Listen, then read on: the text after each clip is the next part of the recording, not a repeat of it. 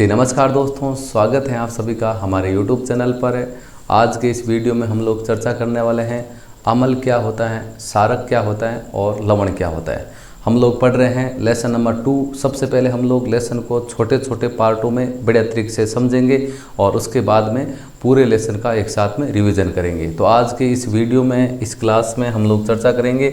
Lesson का नाम आपके सामने दे रखा है, अम्ल क्या होता है, सारक और लवण। ये लेसन का आपका नाम है। तो आज हम लोग लेसन के नाम की परिभाषा को पूर्ण रूप से समझेंगे। अम्ल की विशेषता पढ़ेंगे नॉर्मली एकदम, अम्ल क्या होता है, सारक क्या होता है, लवण क्या होता है। उसके बाद में जो जो स्टेप के साथ में आपका लेसन बढ़ेगा, उस स्टेप के साथ में हम लोग छोटे छोटे पार्टों में पहले एक बार लेसन का पूर्ण रूप से रिवीजन करेंगे और उसके बाद में पूरे लेसन का एक साथ में रिवीजन करेंगे।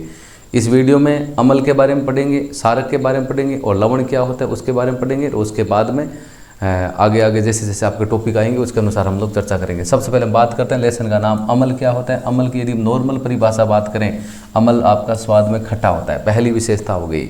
दूसरी विशेषता हो गई, अम्ल होता है वो नीले लिटमस पत्र को लाल करता है। आप नाम याद रखो, अनिल नाम। अनिल का मतलब हो गया, ए का मतलब आपका हो गया अम्ल। ए का मतलब क्या हो गया आपका, ए का मतलब हो गया आपका अम्ल हो गया। ए का मतलब अम्ल हो गया। अम्ल क्या करता है, नीले लिटमस पत्र को क्या कर देता है, लाल कर देता है आपका। उसके बाद में अगला पॉइंट दे रखा है आपका, अम्ल के पीएच का मान, मतलब जो पीएच मान होता है, एक पीएच स्केल होता है। पीएच स्केल का मतलब आप जानते होंगे, जिसमें एक स्केल विकसित किया गया अम्ल, मतलब किसी विलयन में हाइड्रोजन आयनों की सांद्रता ज्ञात करने के लिए एक स्केल विकसित किया गया, जिसमें पीएच स्केल बोलते हैं। अम्ल का जो पीएच मान होता है वो 7 से कम होता है। कहने मतलब 0 से लेकर आपका 7 होता है। अम्ल का पीएच मान आपका कितना हो जाएगा, 0 से 7 हो जाएगा। ये तो आपके अम्ल की 3 विशेषता होगी। उसके बाद में सारक की बात करते हैं या सार की बात करते हैं, उसका उल्टा हो जाएगा। अम्ल यदि स्वाद में खट्टा होता है तो वहाँ पर आपका सार है वो स्वाद में आपका कैसा होता है, कड़वा होता है। दूसरी बात है, अम्ल आपके नीले लिटमस पत्र को यदि लाल करता है तो उसका उल्टा हो जाएगा, सार आपके लाल लिटमस पत्र को क्या कर देगा, नीला कर देगा। और तीसरी बात है, अम्ल का पीएच मान 7 से कम होता है, वहीं आपका सारक का पीएच मान 7 से आपका ज़्यादा होता है। कहना मतलब कितना होता है, 7 से आपका कितना होता है, 14 होता है। इसका 7 से 14 होता है, ये आपका 0 से कितना होता है, 7 होता है। ये बात थोड़ा आप ध्यान रखोगे। अम्ल का पीएच मान होता है आपका 0 से 7, सारक का पीएच मान होता है 7 से आपका 14 होता है। उसके बाद बात करेंगे लवण की। लवण उदासीन होता है, उसका पीएच मान होता है आपका पूरा 7 होता है। अब यहाँ से क्वेश्चन क्या बनता है, 3 क्वेश्चन बनेंगे। 3 क्वेश्चन कैसे, अम्ल के 2 गुण लिखो, तो आप लिख दोगे अम्ल स्वाद में खट्टा होता है, अम्ल नीले लिटमस पत्र को लाल करता है। तीसरा पॉइंट हो जाएगा, अम्ल का पीएच मान 7 से कम होता है। सारक के 2 गुण पूछें तो सार स्वाद में आपका कड़वा होता है।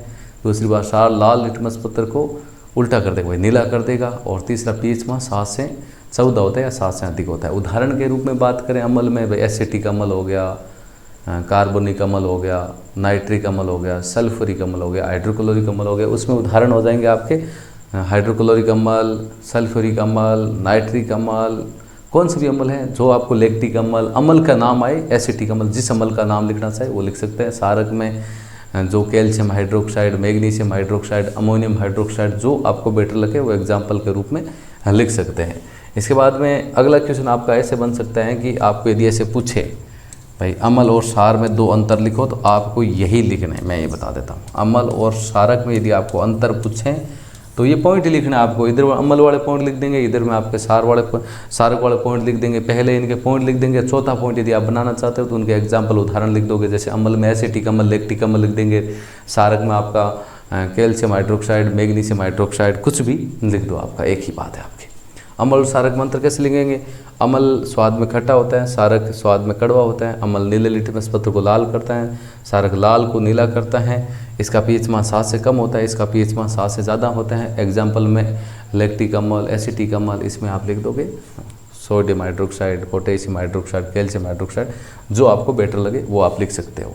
आगे हम लोग चर्चा करें, लवण की बात करते हैं। जहाँ अब आप लोगों ने अम्ल पढ़ लिया, सारक पढ़ लिया, इसके बाद हम लोग चर्चा करेंगे आपका लवण होता क्या है।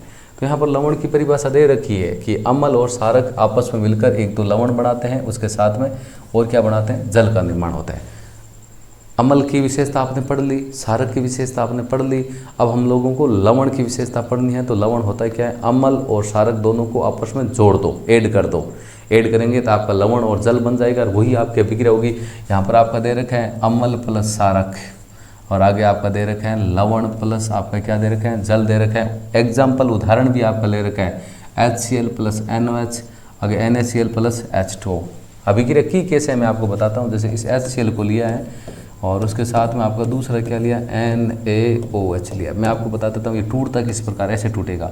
इसके ऊपर आएगा प्लस, इसके ऊपर आएगा माइनस, ये टूटेगा, इसके ऊपर आएगा प्लस, इसके ऊपर आएगा माइनस। आपको खुद को पता है कि जल का फॉर्मूला तो आपको पता ही है, जल का फॉर्मूला आपका होता है क्या है, H2 होता है। तो ये H प्लस वाला आएगा आपका किसके पास, OH माइनस के पास। तो ये आपका H प्लस OH माइनस आपका क्या बन जाता है, आगे स्टेप इस प्रकार होगी। ये आपका बन गया H2O और उसके साथ में Na प्लस का है और Cl माइनस का है, तो आपका क्या बन जाएगा NaCl। आगे बनेगा आपका NaCl प्लस H2O बन जाएगा आपका।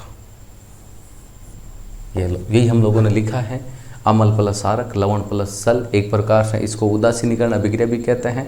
तो आज के जो लेसन के नाम की जो परिभाषा थी उसके ऊपर हम लोगों ने चर्चा कर ली। अम्ल क्या होता है, सारक क्या होता है और लवण क्या होता है। लवण की विशेषता बता दी, अम्ल और सारक आपस में मिलेंगे तो लवण और उसके साथ में जल का निर्माण होगा। ये लाइन भी लिख दी और उसके साथ में ये इसका एग्जाम्पल भी हो गया। उसके बाद में दूसरी विशेषता हमने लिख दी कि लवण की प्रकृति होती है उदासीन होती है। लवण की प्रकृति आपकी कैसी होती है, उदासीन होती है। यदि उसकी प्रकृति यदि उदासीन है तो उसका pH मान पूरा होगा, कितना होगा, 7 होगा। जैसे अम्ल का 0 से 7 होगा, सार का 7 से 14 होगा और लवण का पूरा आपका क्या होगा, 7 होगा।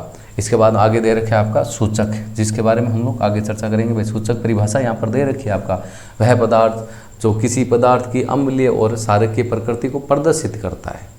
भाई एक ऐसा पदार्थ होता है जिसे हम लोग पता लगा सकते हैं कि कौन सा पदार्थ अम्ल है या उस पदार्थ की प्रकृति कैसी है, अम्लीय है या क्षारीय है। उस पदार्थ को हम लोग क्या कहते हैं, सूचक कहते हैं। और वो भी आपके 2 प्रकार के होते हैं। एक आपका हो गया प्राकृतिक सूचक, दूसरा आपका हो गया कृत्रिम सूचक। प्राकृतिक सूचक में आपका हल्दी है, जेरानियम है, पिटोनिया है, हाइड्रेंजिया है, उदाहरण आते हैं। और कृत्रिम सूचक में आपके उदाहरण आ जाएंगे मेथिनोलेज, फिनॉल फैथलीन, ऐसे उदाहरण आपके आ जाएंगे, जिनके बारे में हम लोग नेक्स्ट वीडियो में चर्चा कर लेंगे। आज का अपना टॉपिक था अम्ल क्या होता है, सारक क्या होता है और उसके साथ में लवण क्या होता है। उम्मीद करते हैं वीडियो बढ़िया तरीके से आपको समझ में आया होगा। एक बात मैं आपको बता देता हूँ, हम लोग पहले लेसन को छोटे छोटे पार्टों में, एकदम छोटे छोटे पार्टों में समझेंगे, उसके बाद में पूरे लेसन का एक साथ में रिविज़न करेंगे। वीडियो अच्छा लगा तो लाइक ज़रूर करें, शेयर करें और उसके साथ में हमारे यूट्यूब चैनल को सब्सक्राइब करें। Thank you. जय हिंद, जय भारत।